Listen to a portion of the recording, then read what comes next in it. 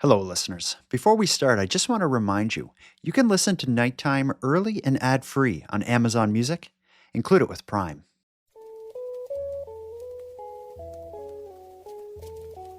You are listening to Keep Canada Weird, a weekly weird news roundup by the Nighttime Podcast. Handsome Aaron Airport. I'm glad to be down here on solid ground with you tonight to keep Canada weird. How are you, my friend? I'm very good. Just enjoying the heat here, although it's not as hot as it was last night. Last night was one of those nights, man, where you're just laying in bed wondering what it's all for. I know how you feel. It is hot here in Nova Scotia, but I just got back from Ontario in Toronto where it was especially hot. There was heat warnings. It was insane. You couldn't go anywhere that wasn't air conditioned, even to get from like my air conditioned car into the air conditioned place that I was going. That moment in the parking lot was hell. I hate traveling, I hate being on airplanes, and I really dislike a hot and humid day. And that's why I love it here on Keep Canada Weird with you. I'm in my air-conditioned basement, in my comfy chair, curled up with my special drink. Tonight, in my Robin's Donuts cup, I have a nice hot tea. And I need this tea because I need a little jolt of caffeine. I had a long day of airports and gates and luggage. And this tea is going to give me the little bit of boost I need to keep Canada weird with you. Wow. You got anything special over there? Every drink is special. I have, kind of said that a few times. I don't want to take away from any other drink just because I happen to have a particular drink in my hand. But the drink that I have may not be considered special because I've had it a few times on the show. It's a sugar-free 7-Up. Okay. However, the drink is encased in my Keep Canada Weird Entirely Tires drink cozy, they call them. Cup cozy, drink cozy. Yeah, that was a gift from a listener, and it does look great with that 7-Up or Sprite or whatever it is inside there. Look at that. Crack it open. All right, I'm opening. Ooh, there we go. And this is the first drink I'm going to have in my new Keep Canada Weird Entirely Tires drink cozy. Here we go. Yeah. For new listeners to the show, Aaron and I often start our Keep Canada Weird news roundups with our special drink ritual, as we've just done. We also often start our show with a voicemail from a listener. Tonight, to break the ice, we're going to hear from Audrey. She's a listener from Ohio who has a pretty exciting story about eating while driving. She's referencing a past episode where we discussed eating while driving. My memory, admittedly, is not the best. I have no memory of talking about eating while driving with you. Do you recall a storyline on Keep Canada Weird that involved eating in your car while driving? I do recall mentioning that my preferred meal while I'm driving is pizza because it's easy to drive with one hand and eat the slice of pizza in the other hand. So that is my go-to road meal. Will be a slice of pizza. Okay, well, maybe we talked about that before. I don't necessarily remember it. I hope I called you on it, though, because my thought about eating pizza while driving is I'm going to get some grease in my lap. I like to have a muffin while I'm driving. That's why a drive-through coffee shop is so great. The worst case scenario is you get some crumbs on your lap, and when you get out of the car, they just come with you. I find the crumbs the slice of pizza. If you're getting one that's too fresh, like it's right out of the oven and they just put it out, that's not. I pull over to eat that because it's on the side of the highway. Yeah. You put the hazard lights on. Yeah, I stop right in the middle of the road and I focus on eating it over the plate that they gave me. But my preferred slice of pizza has been sitting out for maybe 20 to 30 minutes. In the little heating, display that they have, and I eat that, and that's perfect to eat while you're driving because it doesn't drip anywhere, and you can focus on what you need to focus on, which is your own life in the hands of other drivers. There's no surprises with 25-minute-old pizza, but no surprises while you're eating and driving is a good thing. As we'll hear in Audrey's story, listen to this story of eating while driving. Hi, Jordan and Aaron. My name's Adri. I'm from Ohio. I have been thinking about this topic since you guys have brought it up, and that has easily been 3 weeks ago now. The idea of eating while driving. I had a story in regards to that, and it lives rent-free in my head. I was passenger princess with my husband, and I was observing the cars next to us, as one passenger princess would tend to do. And there was a man in the car next to me, like, tapping the end of his McFlurry cup, I would assume, to get the last of the M&Ms out. And he was tapping this cup ferociously, and he ended up rear-ending the car in front of him whilst doing this. No. And I can never forget the look of shock on his face. Like, he, moved the cup away from his mouth and seemed horrified by what he had just done, rightfully so. And I doubt that insurance would ever know that a McFlurry was involved in that accident. I wonder if after the accident, if she made eye contact with him, because she would have been in the passenger seat. He would have been in the car next to her driving. When he rear-ended that car, takes the McFlurry cup away from his face, he probably first looks at the car in front of him, realizing what happened.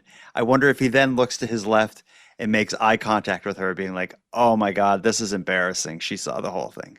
Yeah, I can just imagine him, following her and being like, how much to keep you quiet?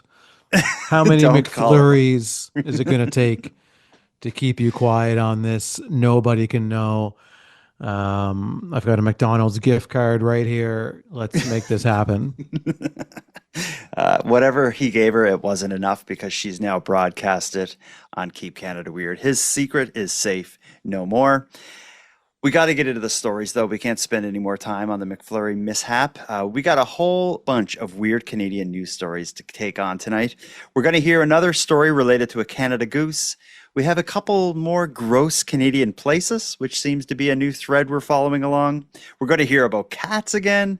And then we have one of the dumber and most bizarre Canadian criminals we've ever covered here on Keep Canada Weird. But I want to start it off with this odd kind of standalone story. There's a story related to a Canadian goose who's launching an odd kind of solo mission in the United States, down in Colorado. Around the world, Canada is known for its healthcare and for its kindness. But now, in some parts of Colorado, it's known for bringing chaos. A lone Canadian goose named Lucy, which is short for Lucifer, has been terrorizing a group of American troopers, proving once again that Canadian wildlife is anything but gentle and nothing to be messed with. Here's the story of the Canadian goose who's taken on the Colorado police. High-stress jobs require places to unwind. Peaceful over here. Colorado State Trooper Sherry Mendez finds solace in this garden outside the State Patrol Academy. Yes, this is a memorial dedicated to our fallen officers. Just tranquil, peaceful, just somewhere where you want to sit and have your thoughts. But Sherry's mind has been a bit preoccupied lately by a new arrival at the academy. She's always coming around, causing chaos, hissing at us. I call her Lucy, short for Lucifer, the goose around the academy. Lucy showed up a few months ago and quickly started claiming her territory. She's always on somebody's car. Sherry keeps her distance. No, Gabe can do it. He's in uniform. He's got a taser. It'll stay there and I'll stay over here. Gabe Moultrie also avoids Lucy.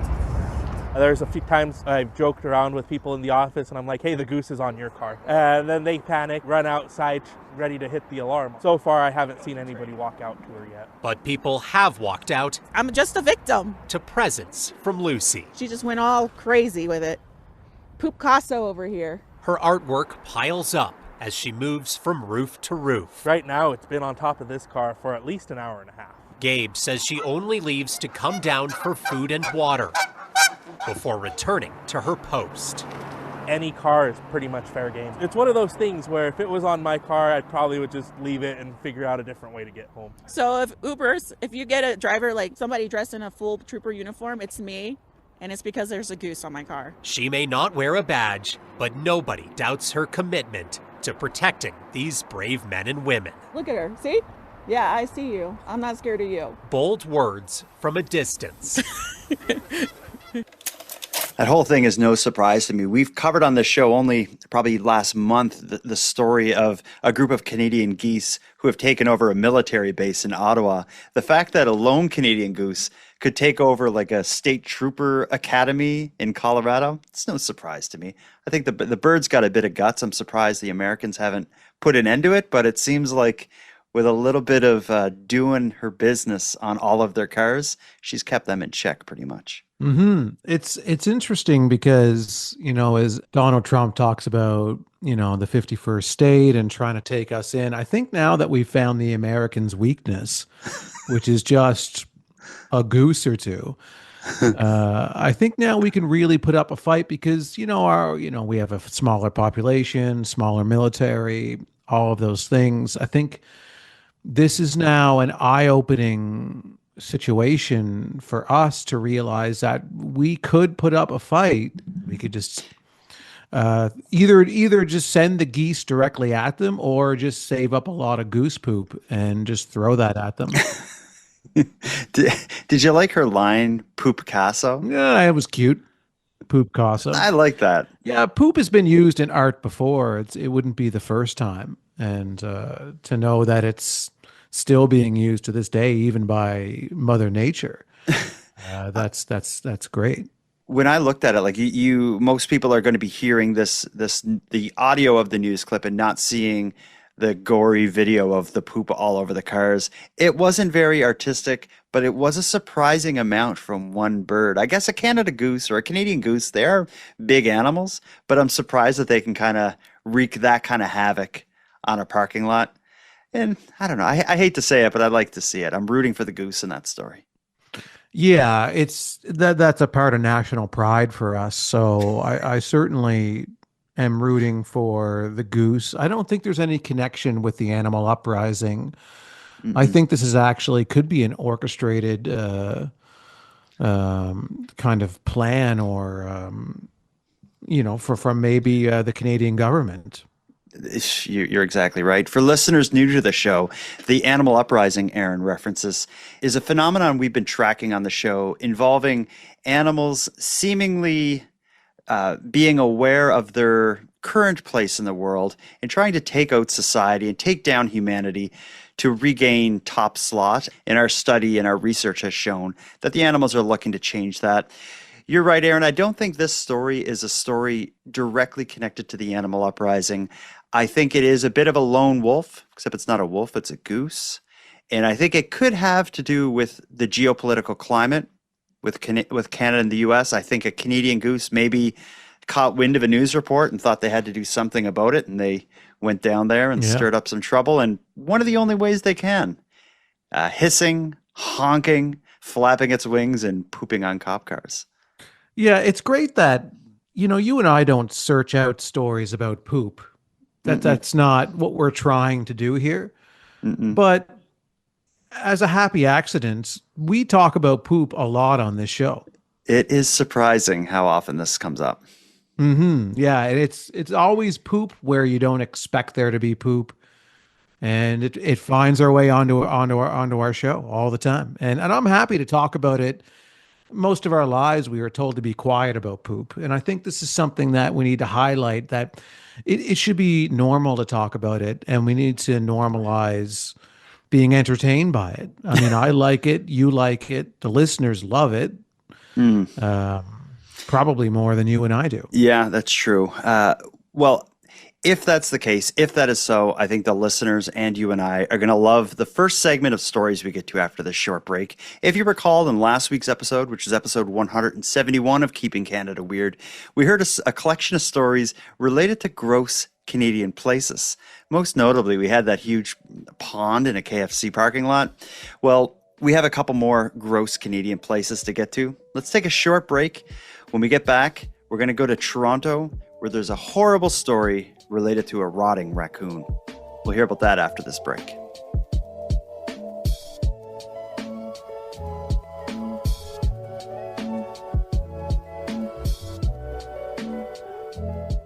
Handsome Aaron Airport, I promised you two stories related to gross Canadian places.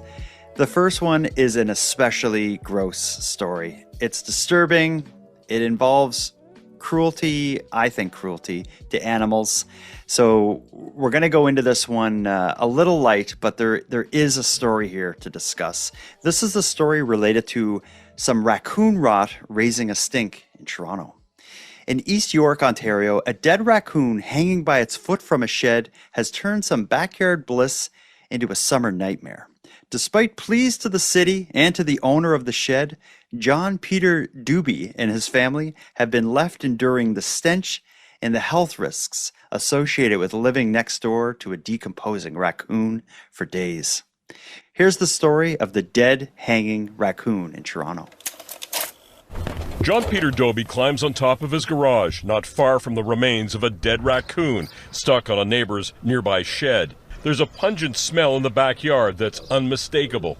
Me and my wife, we spend time out here every night, so yeah, the last 4 nights we've been inside. Raccoon got hung up on the shed last Friday. Doby and his wife recorded this video Saturday. The raccoon was struggling but alive, and they tried to get help. Contacted the neighbor, I explained to him the situation, and then I contacted the city as well. They said they can't do anything about it, and then about an hour later, the raccoon died. If someone had taken action, it was easily solvable had someone responded quick enough. If we had got the call, we could come in, we would cut out the wood further to let it make the hole big enough for it to be able to get out. But 4 days later, what would you like to see happen today?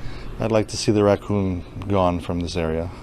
Hours after Doby called us, we found Alex, who owns the property. I'm Sean O'Shea with Global News. Alex wasn't in the mood for answering questions. So we're wondering why you haven't taken care of this raccoon for several days. I don't want to talk to you, please. Get off my property. Okay, but why haven't you? Because I was busy. But this raccoon has been stinking up their yard for days. I've been busy. Alex refused to give us his last name. His property is a home construction project that's been underway for more than 6 years. He eventually put a bag on the dead animal and then took it down. The City of Toronto won't remove dead animals from private property. That's up to homeowners. Look for companies that offer a free estimate. Hey, because now we're not neighbors and friends. Alex drove to Doby's house to argue he did nothing wrong. You didn't show me any picture. I didn't show you? In the end, the dead raccoon is gone, but the animosity between neighbors lingers. So I went to see it right there like a half an hour ago. Sir, this is Wednesday. That's okay. Listen. And that was Saturday.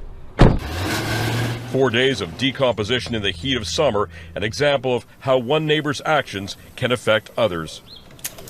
Oh, there's a lot to say about that story. Let's start with the cruelty to animals side of it. So this guy that is the focus of this story, who's been enduring the smell, he sees a raccoon. It seems like the raccoon was like in the roof of this shed kind of thing, and somehow in trying to get out of the roof of the shed, it looks like the raccoon like got his like back legs caught or something.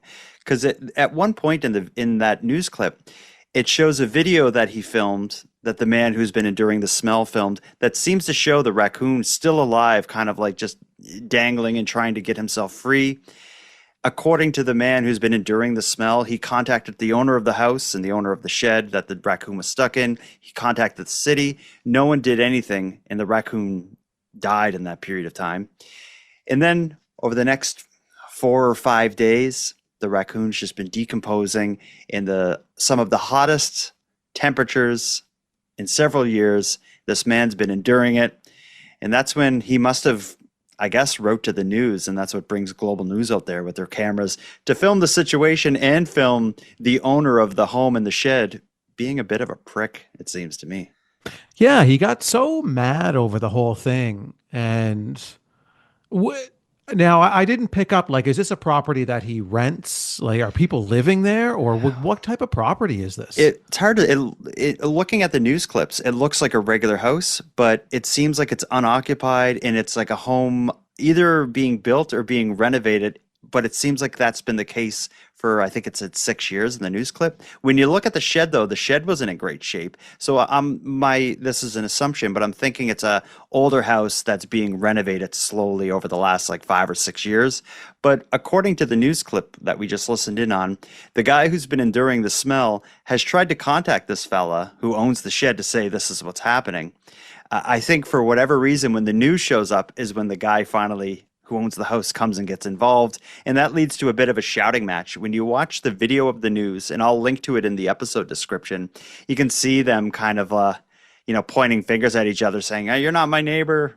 I'm mad at you for going to the news about this situation." So there seems to be some debate about how long this has been going on for, if the guy who owns the house and the shed should have known about this.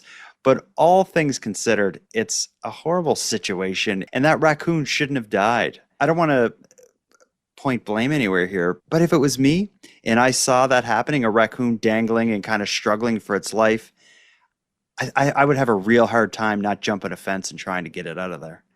Yeah, it's tricky as well because we're talking about, a wild raccoon here, and they can be unpredictable for sure, and dirty and everything else. But yeah, I feel like I could get it out of there without getting too close. Like, it seemed like its feet were caught between some boards. So I'd like to think, like, with like a shovel or something, I could just, stand below it and stick it up. But then again, the thing would end up falling on my face and tearing me a new one. Well, that's you would have to get up on the roof of it was a shed, right? You'd have to get up on the roof of the shed and then try to get it off, but then it would fall to the ground. So if you could put something under there, if you had something to catch its fall so that it falls onto like a mattress or something, or a trampoline, and then scurries away, or a trampoline and then bounces back up and gets stuck again. By his head this time. But we've heard, like, what could you not call the police? And that seems silly to say, to call the police in the situation. But if you've been listening to Keep Canada Weird for a while, we have so many stories that we've covered that involve police responding to like weird animal stuff. I guess it's often like an animal, like I remember one where there was like a deer stuck in someone's basement, and I think there was also one about bats in a house or something, and the police actually went and assisted. I feel like you could call the police and be like, this raccoon is dangling by its feet and it's going to die if someone doesn't get out. I mean, the police are, at the end of the day, your only resort sometimes, because there just aren't any resources available to help you in a situation like that. Yeah. With police, at least you can get a hold of somebody. So I don't know how pleased 911 would be about that, but it's just, what do you do though? So then do you handle it yourself? And you're putting yourself at risk, climbing somebody's shed on their property. Is the animal going to bite you because it thinks you're trying to hurt it? There's a lot of unknowns in this situation. So I agree with you when you say, why didn't this neighbor go over there and do something? Like, I think that's what I would want to do, but you would need a really good plan to go over in this situation and to be able to rescue this raccoon. But I'm surprised that the raccoon died so quickly afterwards. Yeah, well, maybe it's been there for hours before this guy even saw it. He probably heard it, because I think the raccoon was probably making some sounds. But I am surprised it died that quickly. Yeah, I don't know. It's a horrible story. But then, aside from the whole situation with the raccoon still clinging to life and dangling, over the next coming days when it's deceased and it's just hanging there, it is so grim and disturbing. They show photos of it in that news clip, and it just looks horrifying and so disturbing. I would like to think you could call the city or animal control or something, and they would prioritize this and get rid of it. Didn't seem to be the case. Much like so many other issues, it takes getting a news reporter with a camera there before something gets done. And in this case, what happened is the owner of the home, the guy who was upset to have the news there, he kind of climbed up a ladder with a garbage bag in his hand, grabbed the raccoon and just kind of like yanked it with the garbage can and pulled it to the ground. And he looked pretty disgusted by the whole thing. Oh, when it actually falls, he like lets it go, and then he kind of like scurries away from it. Yeah. So he was really grossed out. He really did not want to do that. And nobody wants to do that. But at the end of the day, it's your property. The city is only going to do something about it if it's on the city's property. Yeah. If it's on a sidewalk or on the side of a highway or something. But If it's hanging from your dirty old shed, it's your dirty old problem. We have another story of gross Canadian places, but this is actually a bit of a palate cleanser. I don't know if this story will even fit in this segment, but a part of me felt like it should. We've talked in the past about one of my favorite Canadian facts, and that is that the province of Alberta is one of the only rat-free places in Canada or the United States or a lot of the world for that matter. But the reason I'm bringing that up tonight is because Alberta is celebrating its 75th year rat-free this month. And so I thought we'd talk about it. Let's listen in on a news clip celebrating Alberta's 75th year, almost a century rat-free. The journey ends here for rats looking to cross the Alberta-Saskatchewan border. For the past 75 years, the province's rat control program has kept the pesky pests at bay. It's great to be part of a program that people are so proud of. It's nice to say that we're one of the few jurisdictions without such a vermin. Rats were first reported by the eastern border in 1950 and would have continued to spread west. Legislation, however, declared them a pest that year. Every Albertan is required to control them if they have them on their property. It quickly became clear that they would cause a lot of damage to agriculture along the border there. Under the Agricultural Pest Act, it's also illegal to import, sell, or own pet rats. The province launched a campaign to educate people. Most people had never seen a rat up until that point. Something that still remains true today. Have you ever seen a rat in Alberta? No, I can't say I have. I haven't seen any. I have not. And they want to keep it that way. Last year, there were 30 confirmed reports of rats in the province, a small issue compared to others. One problem I think that's prevalent here in the Edmonton area, maybe it's most of Alberta, are the coyotes. I mean, I think that's maybe more so of a problem than the rats. Still, the province encourages everyone to be aware. So if you do see a furry pest, don't be afraid to rat them out. That is a great Canadian fact. I'm forever amazed that rats aren't in Alberta.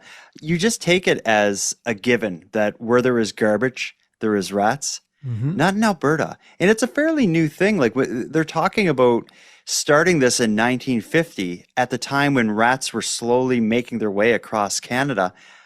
I would have assumed rats have been here long before that. But this is like a pretty new phenomenon. Like 75 years isn't that long, but it is long when you're talking about keeping rats out of your province. Yeah, they were able to start early, I guess, because I didn't know either that, before 1950 that rats weren't really that common in the country. Is that basically what they're saying?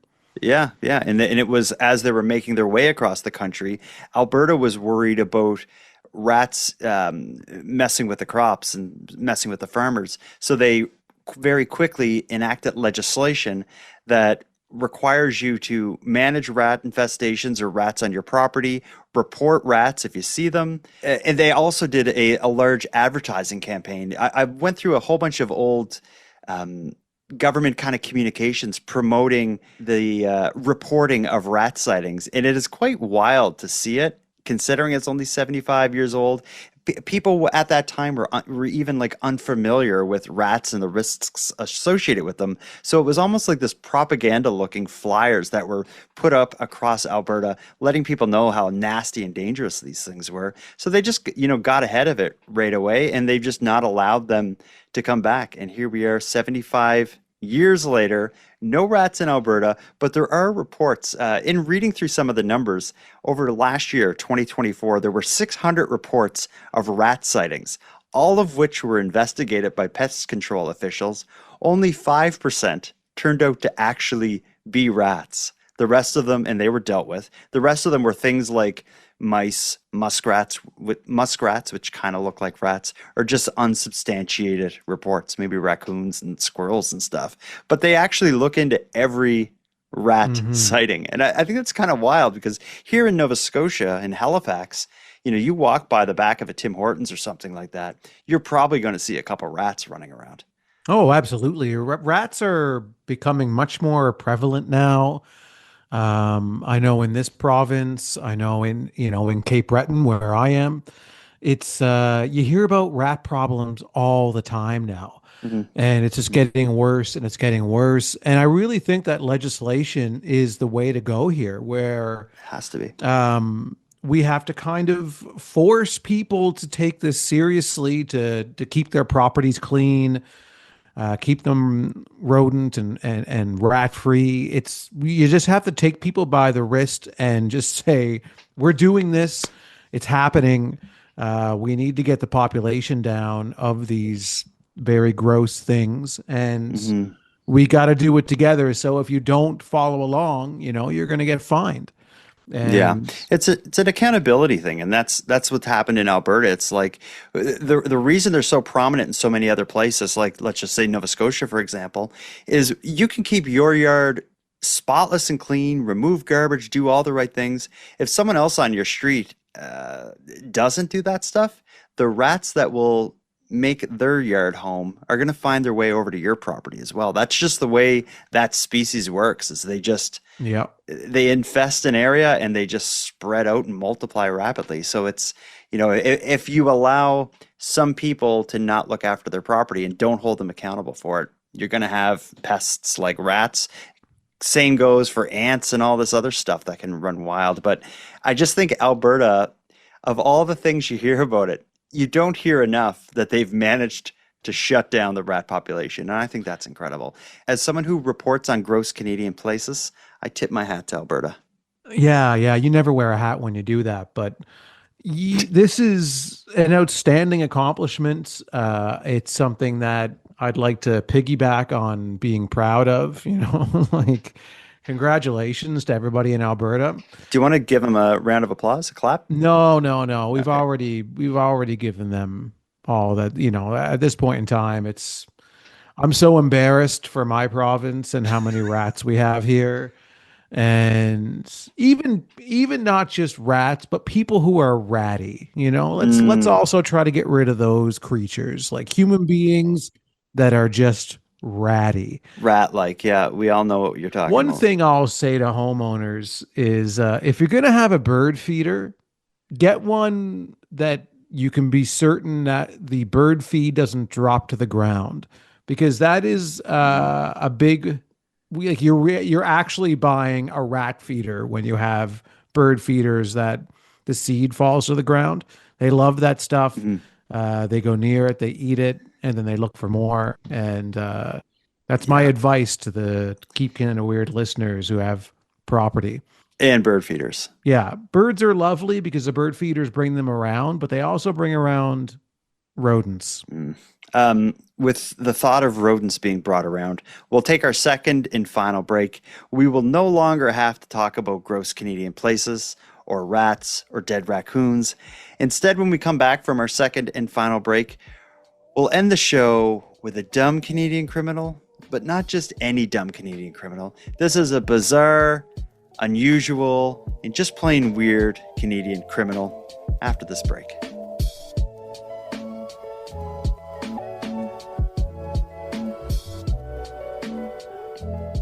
Handsome Aaron Airport, we have the benefit of having a network of Keep Canada Weird correspondents all around the world to bring these stories that we share to us. We have a correspondent named Charles who told us about the Saskatoon man who broke into a house through the attic. And I want to thank Charles for sharing this story because I haven't heard anything like this before. A Saskatoon family had the scare of a lifetime when they came face to face with an intruder who was trying to get into their patio door. Fortunately, they scared the guy off. Well, they thought they did, until later that night when they heard an unusual sound on their roof. Here's the story of a maniac in a Saskatoon attic. And then we heard out of nowhere, bonk, bonk, bonk, bonk. Someone had leapt onto our roof. And then from onto the roof, into the roof. And then crack, crunch, and then you could just hear crunch, like walking on leaves, plastic-covered leaves. He was in our ceiling, crawling across our insulation. And you could hear him, just track him as easy as anything through the house. The Hardy family's guy in the attic misadventure had actually started earlier Saturday night. Karen was upstairs with their daughter, and Matthew was with their son. I had just come down from putting my son to bed, and I heard someone violently trying to open one of our glass doors there on our deck door. And I looked over, and sure enough, there was a man reefing, pulling hard on our deck door. Hardy says he spoke to the man, who was covered with dirt and leaves. The man said he was being chased and wanted into the house. Hardy said no way that was going to happen. By then, Karen had called the police. The man took off before officers arrived. The couple was too rattled to sleep, so they started watching a movie. That's when they heard the guy bust a hole in their roof. They called 911, and the cops were back in a flash. They came with the tactical unit and a drone. They called in a couple gentlemen who had a flying drone, and they put a drone up there. And sure enough, they found him buried in insulation, hiding in insulation up there. And they put a drone into our ceiling and flew it around. And no! Police dragged the man out through the attic hatch in a bedroom closet. A 33-year-old man is now charged with break and enter.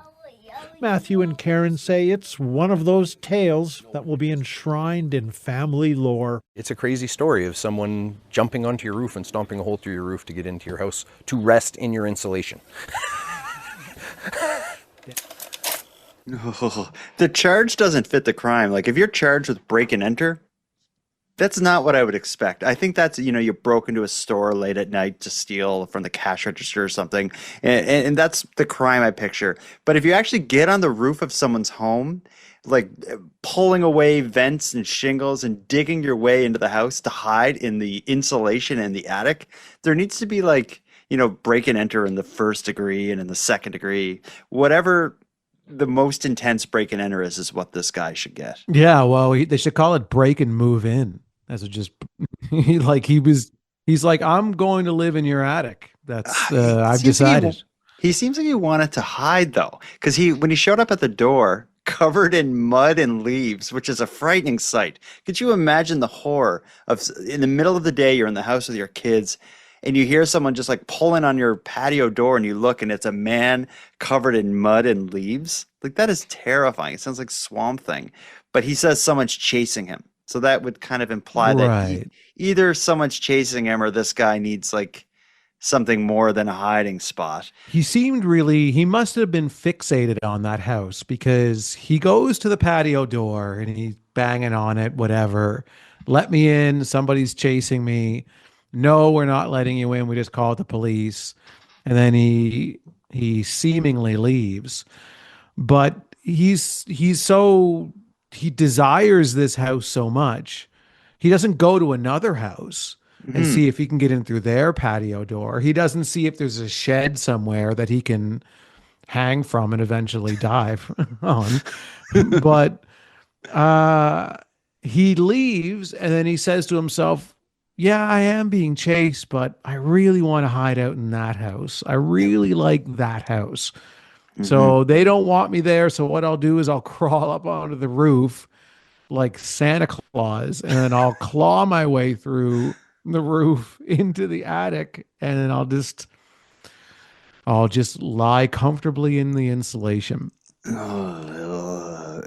Laying in the insulation of an attic, that alone sounds pretty awful. But I guess prior to that, he was covered in mud and leaves, which also would imply he was hiding somewhere else undesirable. But yeah, this guy, he really doesn't take the path of least resistance. If you want to hide from someone, breaking into a home, the same home, using two different methods, both involving like calls to the police, yeah, there's got to be an easier way.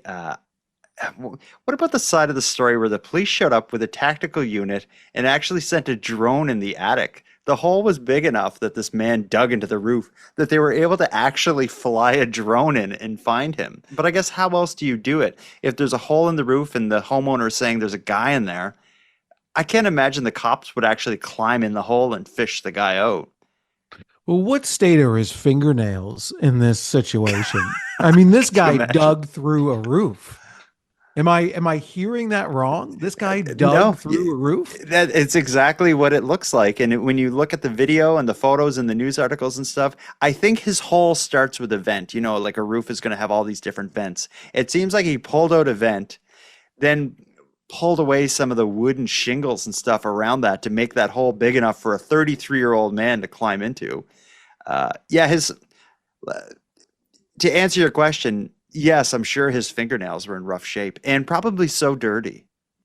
Oh, so dirty. But even still, the strength that it would take to achieve what he did. Mm-hmm. I mean, he needs to be studied, I think. I think this guy, there's more to this guy than meets the eye. The fact that he was able to do that, I wouldn't have been able to dig into through someone's roof to get inside their home. No, you would have to be pretty desperate. There is another side of this too. I don't know if this gives us any context or information related to this, but when they did find him burrowed under the insulation, like when they found him, he was like dug his way into the insulation in the roof. He was shirtless, he was shoeless, and he was missing a sock, I believe. When they pulled him out of the house, he didn't have a shirt on, which I can only imagine how awful it would feel to have the insulation against your bare belly. But as he was going out of the house, the homeowner saw the police taking him away. He said to the police officers, "Please don't forget my shirt. Go get my shirt." They found his shirt, and it was actually like caught. His shirt and the shoe were actually caught in like a roof drain or something, which would imply he spent some time up on the roof, maybe doing more than just digging this hole. What else was he doing up there? Well, he took his shirt off. Maybe it was because he was hot. Like an attic would be really hot. He was probably warm. It's a summer night. The dude's digging literally with his bare hands through a roof. Every roofer I've ever seen has never worn a shirt. That's true. It comes. Have you ever seen someone working on a roof with a shirt on? Never in my life. Not even once in my life. It's actually the most normal part of the story is the fact that he wasn't wearing a shirt. I wonder when they shoot him away from the patio door, the cop showed up, he wasn't there or whatever. I wonder if he went on the roof at that point. That's why they didn't find him. And he had spent the afternoon while they're watching a movie, slowly scratching his way into the roof like a raccoon. Slowly. This is like Escape from Alcatraz when they slowly use those little tools to dig away at the wall until they were able to get through. It is exactly like that. Exactly like it. Yeah. It's a weird one. It's a dark one. I don't like the idea of someone showing up at my door covered in mud and leaves and later finding them buried in the insulation in my attic. We need a palate cleanser, and what makes us feel better than stories about cats? We've been talking about cats on leashes lately. I think this came about maybe 2 or 3 episodes back. We heard the story about the new trend involving cats being brought to public places by their owners, and it all being made possible by cat harnesses and leashes. That led to a couple voicemails being sent in about cats being on leashes. We have another one here. This is a listener named Allie, who's quite excited to tell us about her experience with a cat on a leash. We'll end the episode with Allie. Here it comes. Hi, Jordan. Hi, Aaron. I just listened to one of the episodes about cats being out in the world on leashes, and I am so for it. I wanted to say that my daughter started kindergarten this year, and one of the other parents at drop off in the morning would always have a kitten with her. And every day we saw this cat, and from the beginning of school year to the very end, and we saw this cat grow up. And not only that, she would crochet this cat outfits, and this cat liked it. Some cats, you do not want to put outfits on them. They don't like it. This cat, he loved it. His name is Millard, and he would come dressed up as things like Winnie the Pooh and frogs, and I'm not talking just shirts. I'm talking hats, matching hats, booties, he would have little boots on, and he loved it. And then at the end of the year, our little kindergartners did a little song, and she had her cat in a backpack, like a cat backpack, it's got a little window and holes so he can breathe. It was amazing. I love it. Other parents, I could see them. I could see the looks they were giving. They were rolling their eyes, and I'm over there just happy to see a cat. It was amazing. So I just wanted to say, if you have a cat that wants to be out in the world, do it. It's so cool. Cat lovers like me love to see it. And I think some cats probably enjoy it. I like the idea of normalizing cats being brought around like dogs. You often see people with dogs in public places, with the dog on the leash and the dog just sitting there. You rarely see it with cats, and people love cats. I support this. Oh, yeah. I mean, people love cats. I love cats, obviously. I talk about it all the time on the show. But there's some of this I agree with, and there's some of this I don't agree with. How do you feel about dressing up the cat as a frog? Well, that's what I really strongly do not believe or agree with. I believe that it happened, but I don't believe in the act of doing it. I think this cat is just a docile cat who has probably given up. Their owner has probably dressed them up so many times that they're just like, fine, whatever. I'll wear the bumblebee costume. Like, I think that's the situation here. It would be it would take a lot to convince me that the cat actually enjoys it. The cat tolerates it at this point in its life because it realizes it has no choice. So, bringing the cats outside, that's a choice. I don't disagree with that. I think it's good to normalize it. Some cats have the temperament for it. My cat would not. He would freak the F out.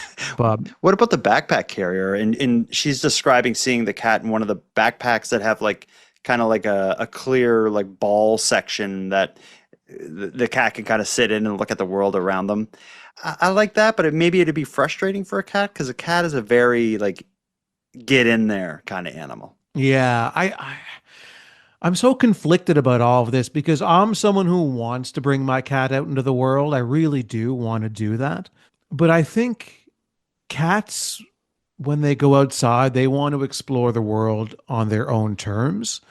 Mm-hmm. And what we're playing God with here is bringing cats out on our terms and forcing them to kind of move where we move and adhere to our standards and practices. And that's just not what a cat does. A cat wants to go off on its own and explore and beat to its own drum. And, it's not like a dog. A dog is a very walkable animal. And the backpack is a great idea to take your cat with you. It's a good way to make your cat portable if you have to bring them somewhere. If you're going on vacation, you don't want to leave your cat home alone. You take your cat with you, you use the backpack, you use the leash, you make it work. But at the end of the day, I think, we're human beings that put our feelings and emotions into animals a lot of the times. But at the same time, I've got an indoor cat and he stays indoors all day. And is that really good? I don't know. Is there a happy solution here for our domesticated feline friends? I don't know the answer. Yeah, I guess we should put it out to the listeners. If you have an opinion on should cats be treated like dogs in the context of going for walks and being taken places, let us know about it. If you have any thoughts on anything we discussed tonight, let us know about that as well. You can go to nighttimepodcast.com/contact and send us a voicemail there. And by having your voice appear on the show, you become a Keep Canada Weird correspondent, and you get all the perks that go along with that, namely a Keep Canada Weird swag pack. You let us know where you live, which isn't as creepy as it sounds, and we'll send you a hot pink swag pack that includes stickers and whatever merch I have in my Keep Canada Weird drawer here, sent right to your place for you to enjoy in whatever way you enjoy things like stickers and pins. Yeah. For new listeners, in that swag pack is your official Keep Canada Weird correspondent badge. Mm-hmm. Which gets you a lot of access to special places across Canada and the world. Mm-hmm. So you get to go into, courtrooms, you get to go into government offices, you get to go and investigate crimes. So, when a detective shows up on a crime scene and it's like, hey, I'm Detective Johnson, and they flash their badge and then they just walk right onto the crime scene and they start investigating. So then you can walk up to a crime scene and say, KCW listener, correspondent, 19247. They're like, go right in, sir or ma'am. There's like, here's your coffee. Enjoy the crime scene. Touch whatever you want. Yeah, it's exactly the reception you'll get. Matter. All right, I think we've been through a lot tonight, Aaron. I think we've done it. This has been 172 episodes, over 172 hours of weird Canadian news that we've unpacked. And I think we're only at the beginning of it here. This country never ceases to amaze me. And I'm glad to be amazed alongside you, my friend. Virtual fist bump here. Put a bow on it. Handsome Aaron Airport. Yeah. Until next time. Jordan Bus Stop Backhoe Bonaparte. Until next time. If you hear someone complain about how awful it is to travel and the day they had on an airplane, what you do is you just give them a hug and you say, it's okay. You're home now. It's over. Because I needed that today. And Jordan, until next time, when I come to visit you, can I sleep in your attic? Sure. I've been up there before. I have they call it blown insulation, where it's just like if you stood in my attic, up to your waist is just like foamy, itchy stuff. It would, if it wasn't so itchy and dirty and covered in dust, it'd be so comfortable to lay on. Like if it was just like cotton balls. Yeah. It's not like that. But you're welcome to sleep up there. Go for it. But don't worry, I'll be covered head to toe in mud and leaves. So I won't even feel the itchy insulation.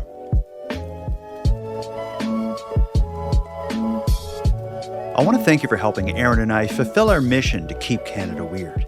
If you've got a news story from your area that you'd like to share with us, or have any thoughts or theories or opinions on anything we discussed tonight, we'd love to hear from you.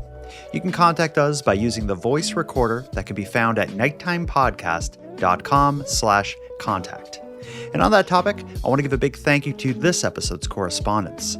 If your voice message was aired tonight, you can email me your address. My email is nighttimepodcast@gmail.com, and I'll get a Keep Canada Weird badge and swag pack sent out to you.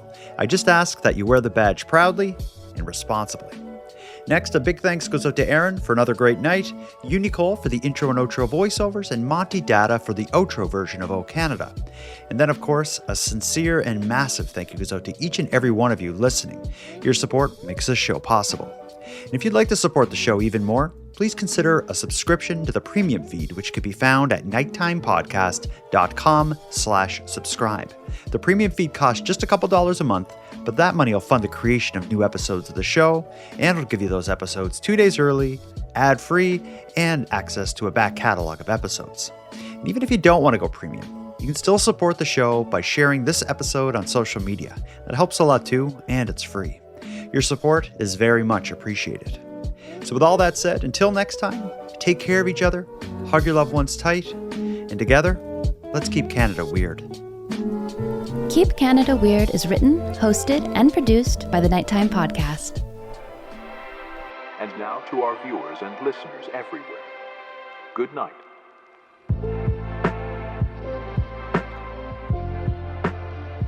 Good morning. My name is Tanya Paulus.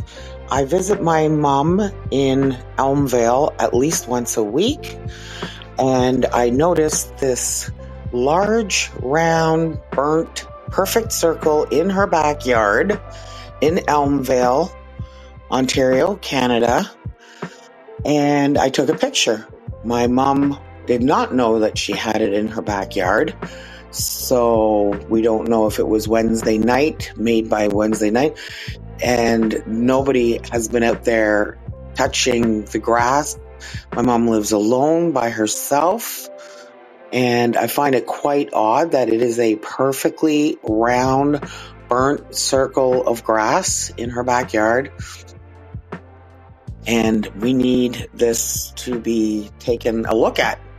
We find it quite scary and exhilarating all at the same time. And keep Canada weird. Please keep Canada weird.